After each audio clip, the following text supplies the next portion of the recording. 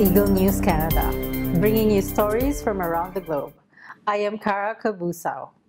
In this week's episode, we will bring you our best stories for the first half of 2018. Recently, gluten-free foods have been gaining popularity. Archie Rose Natividad recently went to the Gluten-Free Expo in Vancouver and shows us why gluten-free has become more popular recently.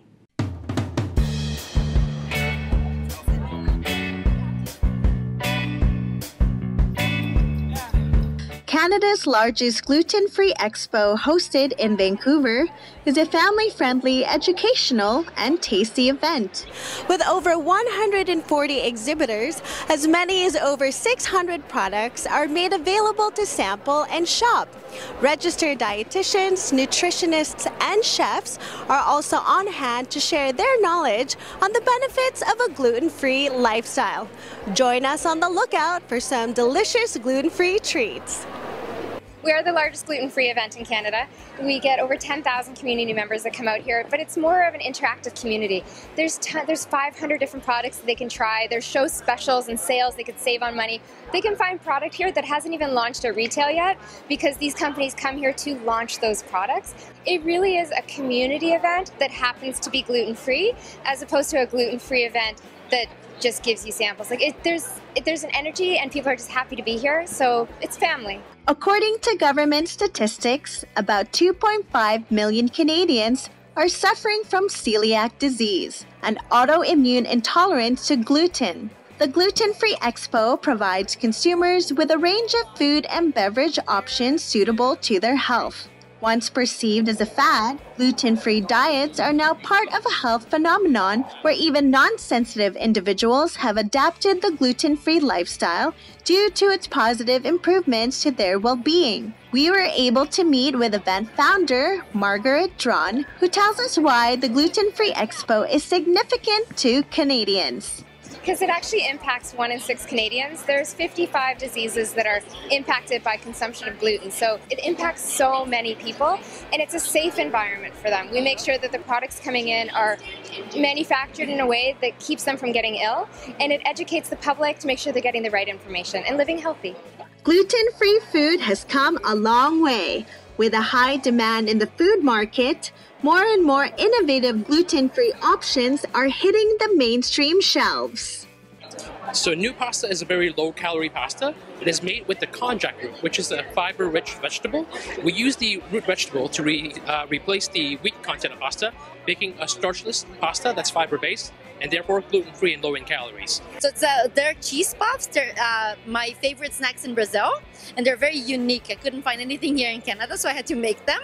So basically, the main difference is actually our flour and our ingredients. So our flour, the manioc that we use, it's a specific manioc from Brazil. It's naturally fermented.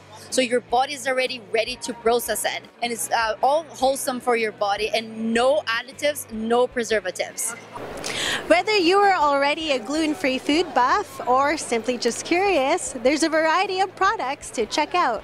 Reporting from the Vancouver Convention Centre, I'm Archie Rose Natividad, and I am one with 25. Thank you, Archie Rose. The Interior Design Show in Toronto showcased new trends in its milestone event. Arnie Aquino reports. A total design experience. This is the kind of impact the Interior Design Show, or IDS, is shaping and celebrating their 20th anniversary.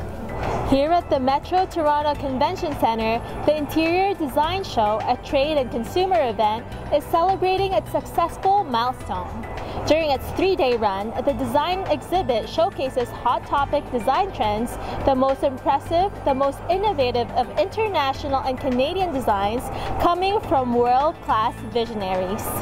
As you mentioned, we're celebrating 20 years this year, which is a landmark year for us. And as we look back, we didn't just want to give tribute to our past, but to look to the future of what will be the next in design for the next 20 years. As I mentioned, a big part of who we are is to talk about future trends and future ideas, and we thought it was very appropriate to also talk about, the next 20 years of design. If you walk around the show floor, we've actually spoken to quite a number of our partners about this very concept, and you'll see all throughout the show floor lots and lots of ideas around what the future design means to them.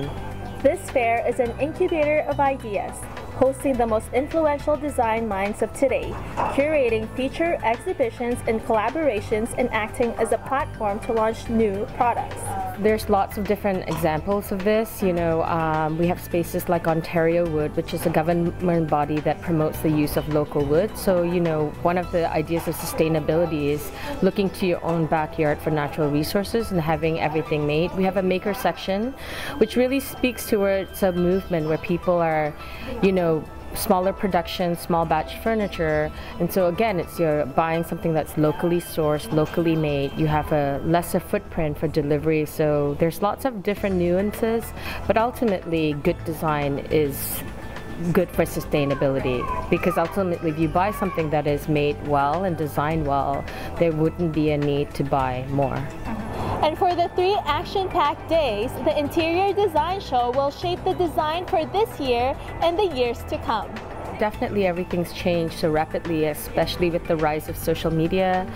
The average consumer is definitely smarter and more savvy about the decisions that they're making. I think you really see that, as I mentioned, with the rise of our emerging designer section as well as with our maker section, that people are looking to small batch furniture makers for their locally sourced and designed products, but they're also really looking at the brands who are making conscious decisions about how they make their things, how they would sort of have almost like an ecosystem of product life cycle of design, and people are definitely really thinking about that. Ultimately, you can't really compromise good design with good quality, and that's probably the most sustainable type of decision an end user can use.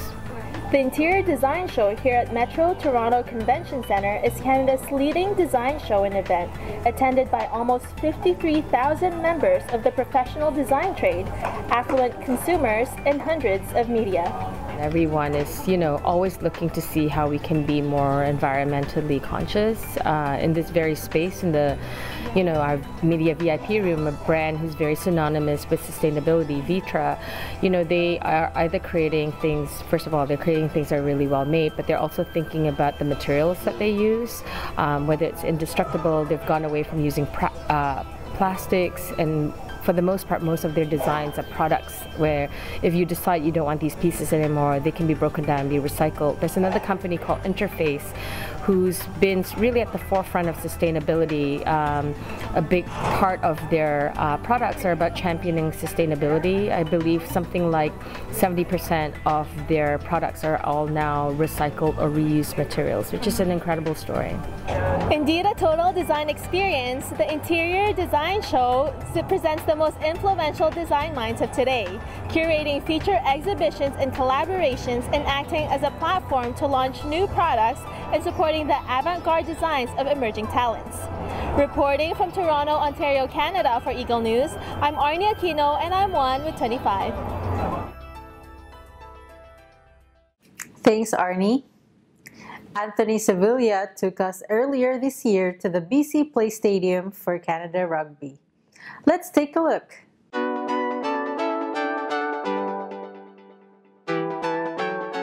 Huge hits, big tackles made for amazing rugby today here at BC Place Stadium as the 24th ranked Canada hosted 18th ranked Uruguay for the chance to qualify for the 2019 Rugby World Cup, which will be held in Japan in September of 2019. At kickoff, the intensity from both Canada and Uruguay was on full display, but it was Uruguay who took advantage early after getting through the Canadian defense and going in for the try with just under a minute into the match. Canada would constantly put pressure on Uruguay in their own zone, and after several attempts, Canada would eventually get that equalizing try and tie up the game. Canada would get their first lead of the match with another try towards the end of the half. Uruguay would not go away, as they would score multiple tries in the beginning of the second half and regain their lead. Uruguay was up 35-24 at the 70th minute mark, and with only 10 minutes left in the match, fans from the arena continued to cheer on their team, hoping to give this Canadian team that extra motivation that they desperately needed. Canada would feed off of that energy, saw an opportunity from the left corner, and went in for the try, giving Canada that one last bit of hope. Canada would obtain one last final possession in the attacking zone, but Uruguay eventually were saved by the bell, and Canada would run out of time, as Uruguay would prevail, defeating Canada in the first leg 38-29. Juan Manuel Gaminara, Uruguay's captain, was happy about the final result and why they were successful. Yeah, I think the issue was our discipline. It's where they make points, but really we could stop them. We really could stop them. There are things that we have to improve, but I think that was the main area where we could do a lot of points and they couldn't. We really respect Canada and think they are coming back to Uruguay to really win the series, so respect is the word. Uruguay will need to continue this momentum heading back home. As for Canada, they will need to limit their penalties and Uruguay's scoring chances in order to come back from the series. Canada and Uruguay will travel to South America for Leg 2 at the 2019 World Cup. For EN Sports, I'm Anthony Sevilla, and I'm 1 with 25. Eagle News Canada will return in a moment.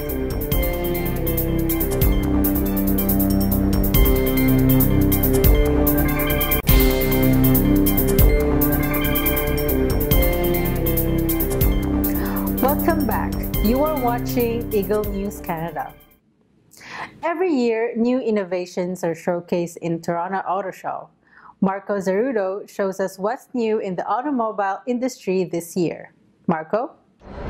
With over 650,000 square feet of exhibits displayed here in both the north and south buildings of the Toronto Convention Center, all eyes are on the SUVs, the ATVs, the truck sedans, and minivans, all displayed here at this year's 2018 Canadian International Auto Show.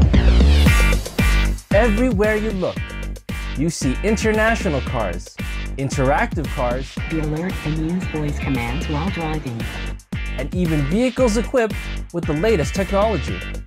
All parked in Canada's largest city, ready to reveal the latest wonders in the automotive industry. We got the chance to interview 2017 Nissan Micro Cup champion Olivier Bedard and asked him why people fall in love to the beauty of the automobile. I have to say, well, first the adrenaline, the rush for speed and pushing a car to its limit. And it's something that I've done since I'm 9 years old, so for a long time. And before that, I really wanted to do it. So yeah, for all those reasons, you can't stop racing. So that's the connection that drivers always talk about, where your body becomes the car. So you become one. So and that's a feeling really special to live, because like you said, it's a special connection, and yeah, and it's just a great feeling. With over 300,000 visitors last year, Canada's largest automotive expo is definitely a car lover's candy store. From the classics to the latest trends to the vehicle ideas of the future. And with the rapid pace of auto technology, who knows, maybe next year, flying cars? Reporting live at the Canadian International Auto Show at the Toronto Convention Center, this is Marco Zarudo for EBC News. Thank you, Marco. Upcoming and emerging designers showcase their creation during the Toronto Women's Fashion Week. Arnie Aquino reports. For 2 weeks, Toronto, or more specifically One Young, will become the heartbeat of fashion in Canada as iconic and emerging designers showcase their latest collections. Here, we will see collections from the likes of Stephen Karras, Pascal Labelle, and Joseph Tassoni. Greek-born Canadian Stephen Karras has an impressive list of achievements internationally in the fashion design world. His designs are both avant-garde and sophisticated, and tonight he tells us about his dreamy collection for fall and winter 2018. I like to dream from time to time, and along the way we try to kind of make it more subtle and just let our feeling go. Yes, the dream of a dream is always like, how do we make clothes that are feminine and edgy and wearable? Pascal Labelle creates personalized coats using leather, fur, and cashmere, and creates contemporary pieces fit for an urban lifestyle. I love too much to create, so I love to take a lot of time on each pieces, and all made in Montreal. And I can use recycled fur, so that's another thing that I really like, because Yeah, I'm making fur, but I'm a green guy. You know, I love the world. I want a better world for everyone. So I got kids. I want a nice future for them. So no plastic, only authentic stuff. Tonight, he shares his journey through designing tailored coats and what inspires him to do so. The Toronto Women's Fashion Week gives designers the exposure they need to be successful in the industry. The Fashion Week attracts buyers, retailers, celebrities, models, as well as international and national press to see the designs that will influence trends in the upcoming season. Reporting from Toronto, Ontario, Canada, I am Arnie Aquino, 1 with 25. Canada hosts top teams in the World Rugby 7 series at the BC Place Stadium. Anthony Sevilla reports.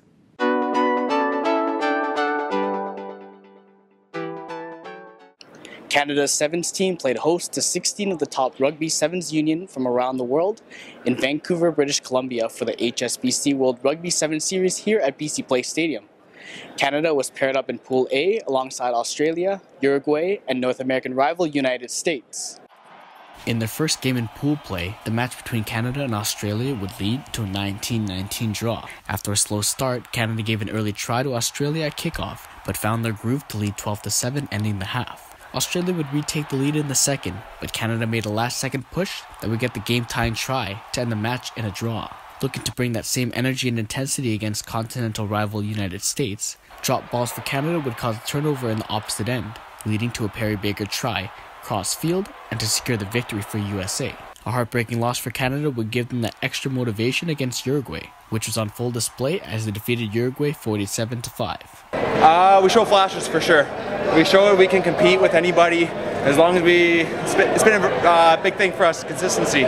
Despite excellent play in preliminaries, a 1-1-1 record was not enough in Pool A to qualify for the Cup quarterfinals. This forced Canada to play in the Challengers Trophy quarterfinals, where they took on Scotland Sevens. A slow start for Canada on day 2, as they were unable to make a mark on the box score, as Scotland, the eventual Challengers Trophy winners, won 19-0. In the 13th place semi-final match, they would bounce back from the loss to defeat France 31-19. Canada would fall to Samoa in the 13th place matchup, 21-15. Team Canada never gave up, and the fans supported them until the very end. Yeah, absolutely unbelievable. You know, to stick behind us through the entire tournament, through the ups and downs. You know, we wish we could have impressed a little bit more, but hope to do one more next year, win the whole thing. Yeah, I think the good thing is we played a lot of good rugby on day 1. You know, close with USA, close with our tied Australia as well, and they're at the top all the time right now. Vegas won last weekend, so knowing that we can play at that caliber is great. Just repeating it, getting that mental adjustment. Canada will head back on the road for 2 more tournaments in Asia in Hong Kong and Singapore, with hopes of qualifying for the 2018 Rugby Sevens World Cup in San Francisco, California this summer. Reporting for Eagle News Canada, I'm Anthony Sevilla, and I'm 1 with 25. Eagle News Canada will return shortly.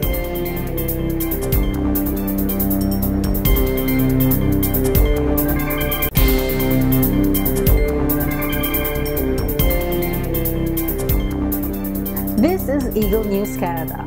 I am Cara Cabusao. Every year, the Vancouver Auto Show draws in spectators eager to see the latest innovation in the industry. Rachel Kilentang reports.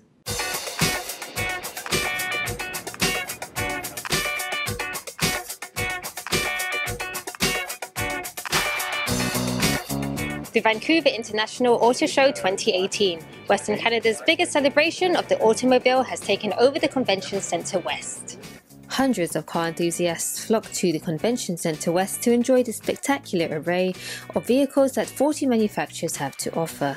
Big reveals, debuts exclusive to Vancouver, the latest and greatest, and a peek into what we can expect to see on our roads in the decade ahead. Vancouver is home to the highest per capita sales of luxury vehicles in North America, hence the auto show pays homage to luxury car brands such as Ferrari, Maserati, McLaren, Porsche, Rolls-Royce and Bentley.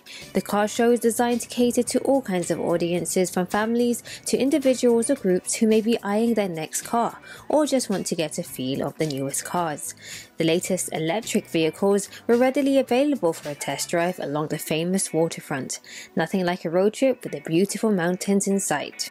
With many manufacturers making electric vehicles a priority, there are now over 25 vehicle options for environment-conscious consumers in BC.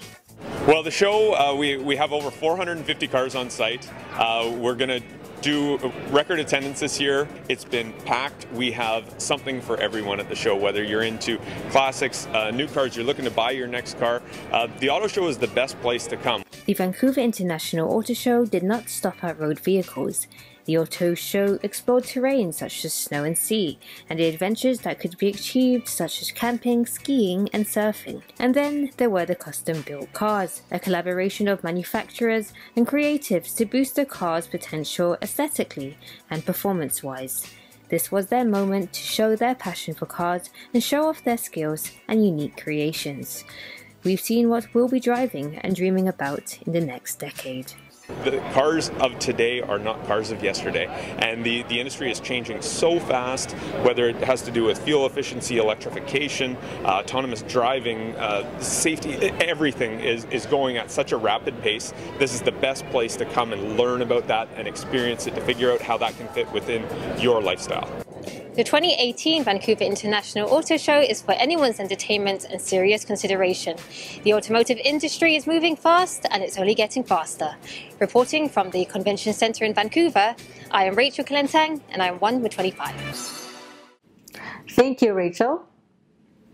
Healthy living contributes to a green environment.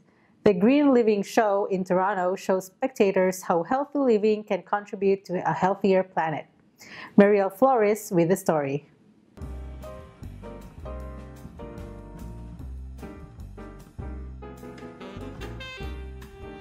Organic, sustainable, eco-friendly, all here at the Metro Toronto Convention Centre. I am Marielle Flores reporting for the 12th Annual Green Living Show.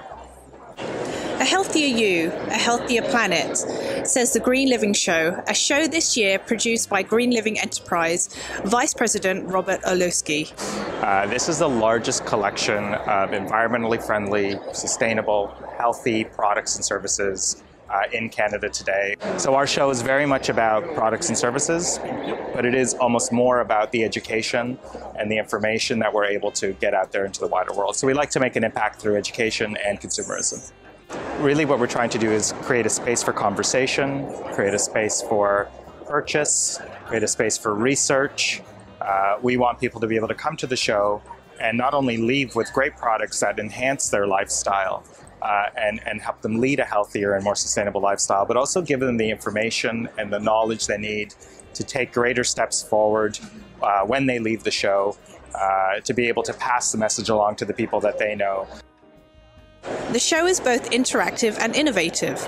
Visitors are offered a chance to test drive electric vehicles, sample food using local organic ingredients, plus some eco-travel tips. Shared here are strategies on how to help save the planet and to pursue healthy living. If we look back 12 years ago, the public discourse was around making these decisions because it was, we wanted to save the polar bear or save wildlife. Then the discourse changed to saving money. If we were to buy products that consumed less energy, we would save money, or buy products that were built better, we wouldn't need to buy them again. And the public discourse has evolved to talk about how products that are healthy for you and your family, your kids, and your loved ones happen to be also very healthy for the environment. So the conversations turned about health and a healthy lifestyle. I think that will continue for a very long time. I think people are starting to realize that leading a healthy lifestyle as an individual is synonymous and completely equates to living a healthy lifestyle that is healthy for the earth and for the planet. Reporting from Toronto, Ontario, Canada, I am 1 with 25. Thank you, Marielle. In Calgary, the Comic and Entertainment Expo has grown over 10 years into the largest pop culture convention in Western Canada. Kat Joy reports. Do you like comics, science fiction, anime, gaming, or even cosplay? Let's find out if the Calgary Expo has all those for you. The Calgary Comic and Entertainment Expo, aka Calgary Expo, is a 4-day event that happens annually during spring here at Stampede Park in downtown Calgary. What started with a small group of people about a decade ago, it has now grown, making Calgary Expo the largest pop culture convention in Western Canada.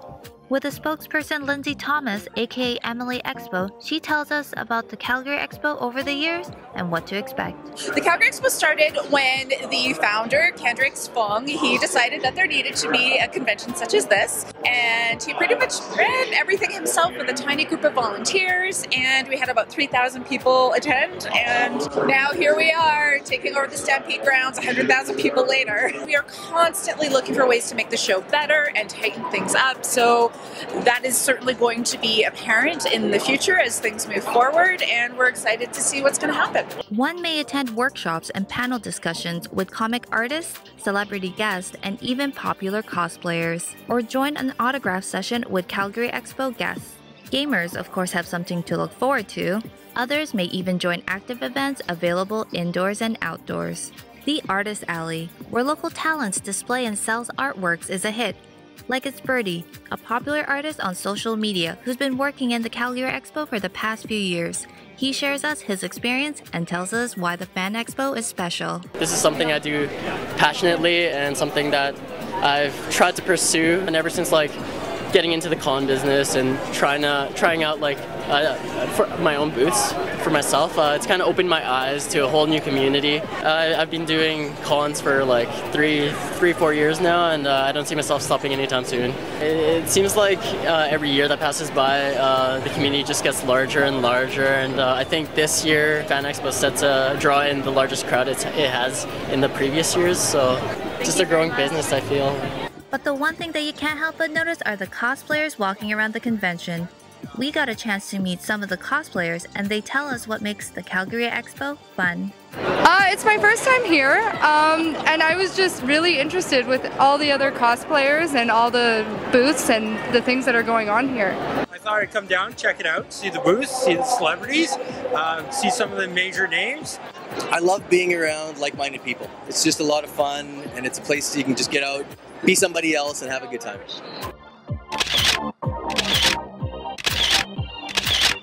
Reporting from the Calgary Expo, for Eagle News, I am Kat Joy, 1 with 25.